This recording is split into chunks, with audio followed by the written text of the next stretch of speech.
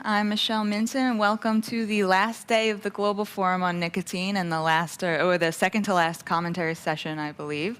I'm Michelle Minton, and with me today we have Professor Marwa Glover, and Charles Gardner. I'll let both of you two, with your illustrious careers, introduce yourselves. So why don't we start with you, Marwa? Why don't you talk a little bit for the people who don't know you yet?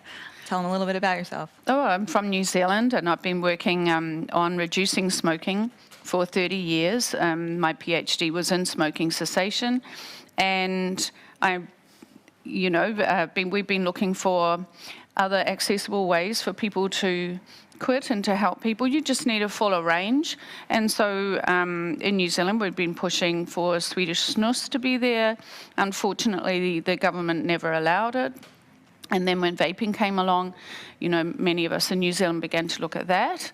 And, well, we're just having so much success with vaping. We also have the heated tobacco products as well, but they haven't really taken off. Most people don't know about those. And vaping is really what is bringing our smoking rates down. That's excellent. Thank you. Charles, why don't you tell the world a little bit about yourself and INCO? So I'm Charles Gardner, and I'm the executive director of INCO, which is a nonprofit organization with 37 member organizations around the world. And we're all ex-smokers who use safer nicotine. So we support the rights and well-being of 112 million people worldwide who use safer nicotine to avoid toxic forms of tobacco. And our rights are being challenged. As people who have lived experience, who have shifted away from, in most cases, from smoking, and experienced our own health improved, we understand that a lot of the misinformation that's being given to the public is in fact misinformation. And this is troubling. Yeah, absolutely. So, well, now that we're in the final day of the Global Forum on Nicotine, I want to ask you guys, before you got here, the theme is tobacco harm reduction, here to stay. What were some of the things you were hoping to see, your expectations? Both of you have been to this conference many times over. Did you have any specific hopes or expectations this year? What will, even if it was personal experiences, people you were hoping to meet, or things that you were hoping would be discussed? And so I can just open it up to either of you if you have, or both. I would have to say that, it was quite an overwhelming focus, I suppose, on trying to stay well and not catch anything and get sick. So really wanting to be well for being on a panel. And it's such a shock after being locked down for so long in New Zealand, with very strict sort of social distancing, no touching, and it's been very isolating. So I was overwhelmingly looking forward to seeing everybody again and actually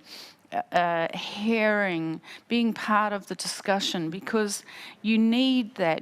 I need to hear from the consumers. I need to listen to them and the other scientists to where is the state of science at? What's the next research priority? What do you guys need, in terms of research? So I've really been missing that, being cut off down at the bottom of the world. Yeah, I think that's the thing. At a certain point, you didn't even notice it was happening, the siloing, where everything's over Zoom, so you have to be very specific about who you're inviting into your experience, which is very odd now that we're here, and there are so many people I don't know yet, which is meeting new people is kind of novel after a couple of years of isolation. Charles, how about you? What were you hoping for, expectations for this year's conference? So we held our General Assembly as we used to do before the pandemic, and so now for the first time back face to face. So this has been refreshing. I've had a lot of hugs. And the social distancing is down. Hopefully this is not a super spreader event. And we elected new board members. There are process things that any nonprofit organization needs to do. We were delighted that Dr. Glover could join us and talk about research priorities. And it is our impression that the world, of course, sets research priorities. I think a probably well over half of the tobacco control research in the world is going on in the United States. So that just looms large here. I spent 25 years working in global health research. You're a And so neurobiologist. I am a neurobiologist by training. I don't know. You don't tout that quite so much from what I've seen, but yeah, that's an impressive background. I studied how the brain develops, so it's a developmental neurobiology, so it's somewhat relevant to nicotine. And but I actually ended up working on HIV, TB, malaria, dengue, rabies, and nutrition, child health. These kind of issues were what I was working with researchers all over the world on this, and the process of setting priorities in research has always fascinated me. And of course, I worked at the U.S. Department of Health and Human Services for 10 years, and was heavily involved in that. I've been involved in meetings where we get scientists all together in a room, we talk about what the priorities are, then we rank them, and these kind of meetings influence the priority setting of research funding agencies like the National Institutes of Health or the medical research councils in countries all over the world. It is our impression that the research priorities that the world has right now in tobacco control, they're not our priorities. They're not asking the questions that we would ask. Some are, and there's some overlap, but the voices of people who actually are influenced by the results of the research actually need to be heard in the process of setting those priorities. There's a lot of work called research and a lot of papers being written and published in scientific journal articles. That is not science. It's what we used to call advocacy research. Papers that are written to push an agenda, to influence policy development. It wasn't developed or designed from a scientific process. It's not adding to scientific knowledge. No, it doesn't add to knowledge. It's purely done to show a politician a survey or poll results that, oh yes, the majority support this ban on flavours or this ban on e-cigarettes. So unfortunately, that's a huge problem for science, and not just in the tobacco control or harm reduction sector, and it needs to be addressed. But the consumer, I really think that consumers should be. You need to set your own agenda and write those, and get that published, even if it is as a booklet or a guideline that researchers like Michelle and I can use to guide us and where we're going to go with our research. There's no question. There's a lot of advocacy-based evidence making going on here. But so the most basic questions, so we know everything about what's happening with teens, for example. But 9 out of 10 people who are using safer nicotine products are actually adults. We know very little about that because it's not the priority for researchers. We don't know, for example, in any country, exactly how many people have actually quit smoking with these things. Now, wouldn't that be the most fundamental question that we would not want to know? What is the average time of use before you quit, that kind of, before you transition from dual to... Right. So what we call the smoker's journey, of course it's incredibly complex and it's different for each individual, but across big populations, we can do back-of-the-envelope calculations. We can look at the National Health Interview Survey in the United States, and we see there are 4 million adults who are using nicotine vapes, which is one safer nicotine alternative, who have quit smoking completely. Well, okay, they might have quit smoking in some other way if e-cigarettes didn't exist, but that's 4 million people. But we also know from other evidence, and evidence that's not yet published, which I talk to researchers all the time, about 30% of people who quit with those gizmos later quit vaping. So you have to add another 30% to that 4 million. We're talking a significant number of people. We know the data is much better in the UK. It's 2.3 million adults have quit smoking because of e-cigarettes. So if you add up the US and the UK, which are only 2 countries, it's 7.5 million people, and at least 3 million lives have been saved, in my opinion, because I believe they are, in fact, safer. I think that the picture in New Zealand is fairly clear. We had 550,000 smokers, and now we're down to 450,000 smokers. And when you plot that decline in smoking prevalence against the upward trend in vaping, and it's like, you know, and that picture, and you can see it with snus and smoking, the effect of snus reducing smoking in Norway and Sweden. In Japan, you can see the same picture. There's a clear picture. Of course, the anti-vaping, anti-harm reduction people are going to say that isn't causal, it's cross-sectional. Yes, of course. But there becomes, you know, it's fairly obvious to people in the public what's happening, we know. So I have a longitudinal study following people who didn't want to quit smoking or believed that they would not be able to, and we're following them over 4 years, in-depth qualitative study. So we are getting the information that we'll be able to plot that, the journey that they went through, what facilitated quitting if they quit, or switching to vaping if they did that. Do they then go on to quit vaping? Or, you know, so we'll be able to plot that, you know, that what could be complex or could be simple, and that transition. And previous research I've done with Penny Truman from University of Massey University and Trish Fraser in New Zealand, we kind of hypothesized, it looked like from what people who vape were telling us, there was an 18-month transition period then from smoking to vaping, but that was back then. And of course, all the products have changed and evolved, and so, you know, the picture could be very different now. It might be faster.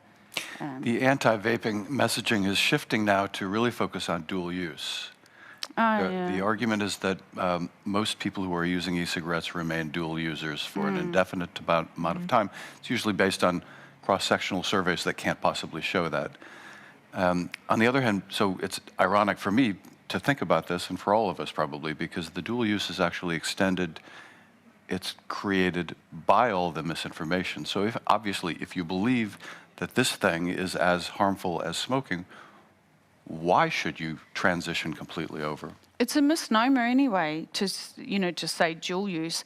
Many people use multiple or different, a range of nicotine delivery products. Even a person who smokes in New Zealand and never uses anything else sometimes might use a patch, like when they go on a plane, or nicotine gum.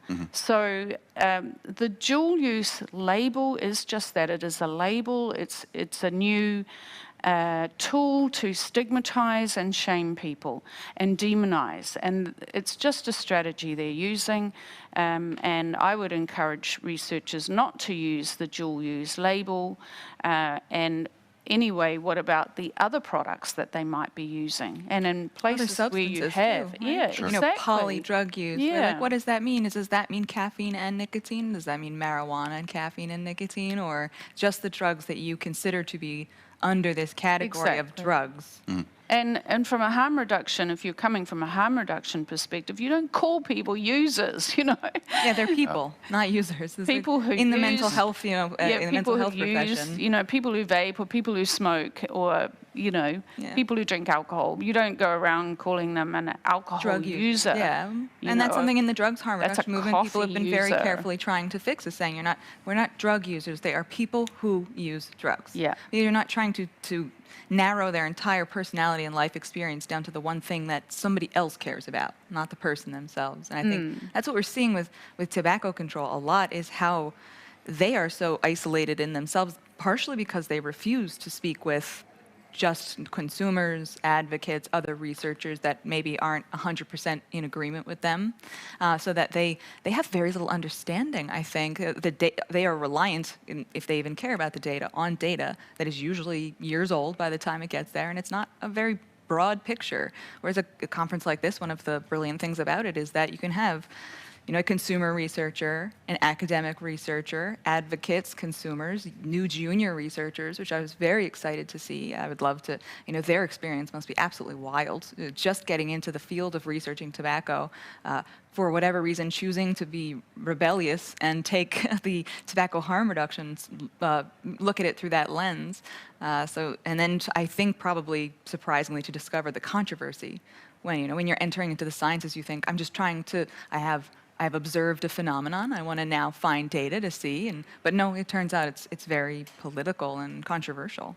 Of course, many of us, we got into this work because it's about helping people we love to stop smoking, reducing disease and death, and that's the focus for many young people who come into the work as well. Yeah. So to see that that's kind of put to the side, and it's this fight over, no, my ideas are going to win.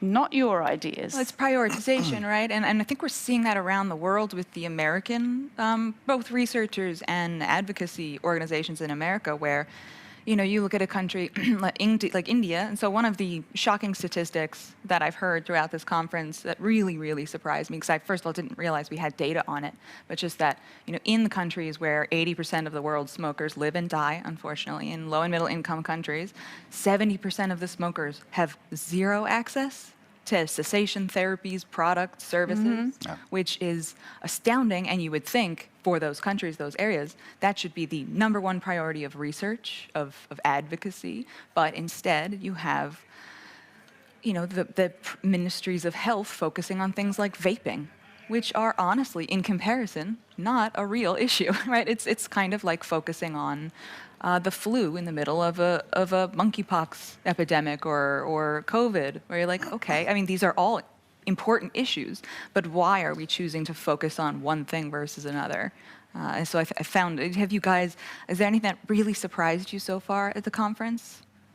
Anything you've heard, maybe? And not necessarily data or research, but just opinions. For example, in one of my panel on the benefits of nicotine, I went in assuming at this conference that it would be different from the general population in the belief that there are no benefits, right? That's very common. Most people have fundamental misunderstanding, misinformation about what nicotine is and its risks and its benefits. And I was kind of surprised at how many people here at this conference still believe a lot of the misinformation that they've been told about nicotine and cancer and it not having any benefits other than ameliorating withdrawal symptoms. So that was one thing that surprised me. Was there anything similar? Well, I was going to say I was surprised that, no, it's not really surprised, but I'm pleased to see that there was more content on looking at the benefits of nicotine and recognizing that people who smoke or vape or use nicotine, that what they say about nicotine is true. They are getting the benefits that when, in their words, whatever they say, it does for them. It does. It does. An interesting observation that was made by Dr. Newhouse and also Ricardo Pelosa at that meeting was that, obviously everyone is different. So nicotine may help many people, but it won't help everyone. Ricardo talked about how, some people enjoy coffee and get great benefit from it, so they drink coffee. And if they don't want to have coffee and they don't get benefit from it, they don't. Or they get adverse effects. They have maybe the jitters. They avoid it. Yeah. Some people are. One thing that didn't come up in that meeting, which might have been interesting, but I think it's a much broader topic. You could have an entire conference on the therapeutic benefits or lack thereof of nicotine.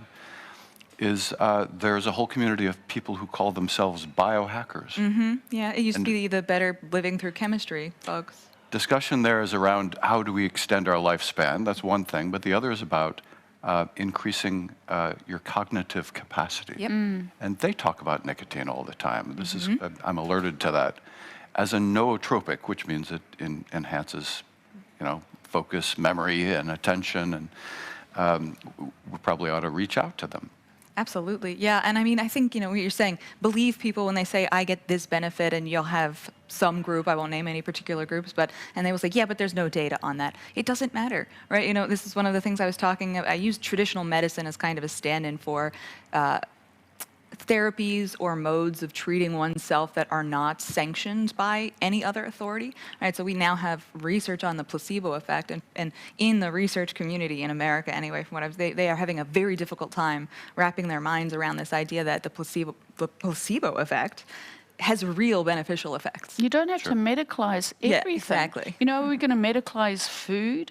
You know, like the effects of this? Well, of course, that is happening in the field of nutrition. You know, blueberries are like, you know, you could say there's all of these benefits, you know, physical, you know, Chicken noodle Antioxidants. soup, like I said, I mean, it's a joke, but I would hate the chicken noodle soup, this mother's thing, you know, there's actual studies done where there are benefits in terms of your immune system when you are ill, even if it's, but I honestly think, and this is true, I think, of nicotine, how we use it, matters too, not just what we are using. That's right, yeah. And I don't even just mean delivery method, I mean the rituals surrounding it, right? Where, for example, with wine, people who are moderate wine drinkers tend to have better cardiovascular outcomes over the course of their life.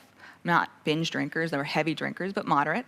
But moderate drinkers who report primarily drinking moderately with friends have even more benefits. So like, that's not medicine, you know, that's not a doctor prescribed drinking session with your buddies, but that's those things that are hard to quantify in your life that comprise your life have health effects. But that kind of research is reductionist, just looking at one element out of somebody's life and not taking into account confounding factors. It could have actually been something else, you know, sitting, having a drink of wine with a friend or your partner at the end of a stressful day, and it reduces your stress. Exactly. That's what was giving you the health benefit, you know, not necessarily drinking the wine. So this continuous, you know, trying to pin it down to a substance, or in order to decide, shall we tax or ban this or not, right? That's what we're doing with nicotine. You know, we're saying there are benefits, and one of the reasons we're saying that is because it's true and it should be studied, but also because we're trying to say, don't ban it. And that's, honestly, that's BS, that we have to make that argument, you know, to say, you know, well, we have to pin it down to this one thing. We have to show you it's 100% effective and 100% safe before you will allow people the right to make these decisions, these informed decisions for themselves. Or just listen to people and understand the context of their lives, the stresses and challenges they're facing, and why they do what they do in their own words and why they say that, you know, instead of trying to reduce it down to it's because they do this or they use that, rather than, hang on a minute, what about all of those determinants, the poverty or the bullying at work or the... Or the empowerment idea, right? You know, when you have the caretakers, whoever it is, whether it's the Campaign for Tobacco-Free Kids, well, you know, whether it's the Truth Initiative or, you know, this idea that somebody else is responsible and you are beholden to them for your health and your knowledge, just about how to improve your health, how to achieve wellness, is depowering. And that in itself has a lot of other effects throughout your entire life and on your health, mental and physical. Yeah. One of the most damning things that we can say about the field of tobacco control is that exposure to messaging from this field over many decades leads to a public that is less well-informed, less accurately informed about the facts. So, for example, we talked in that session about the very high percentage of physicians who believe that nicotine causes cancer or heart disease or lung disease. It's 80%. 80% of American doctors, so 4 out of 5 American doctors are that profoundly misinformed. The public is also misinformed.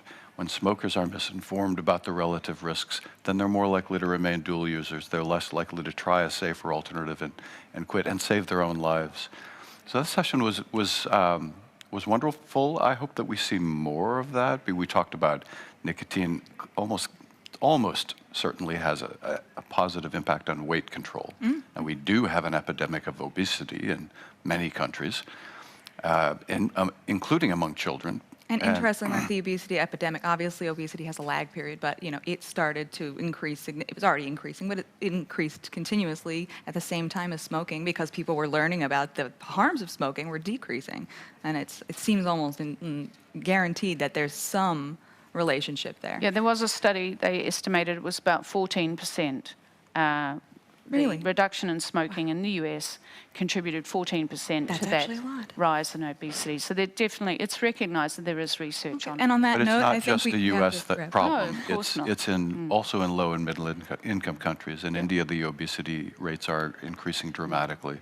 So it's not just, the wealthy, fat, Interesting. rich Yeah. people. Yeah. But And on at that the same note, time, go- I mean, yeah, I would go love ahead. to continue this conversation. I thought 20 minutes a long time, but honestly, it went by super fast. Thank you guys so much for being here and enlightening. And I'm looking forward to seeing everybody at the rest of the conference. Thank you very much.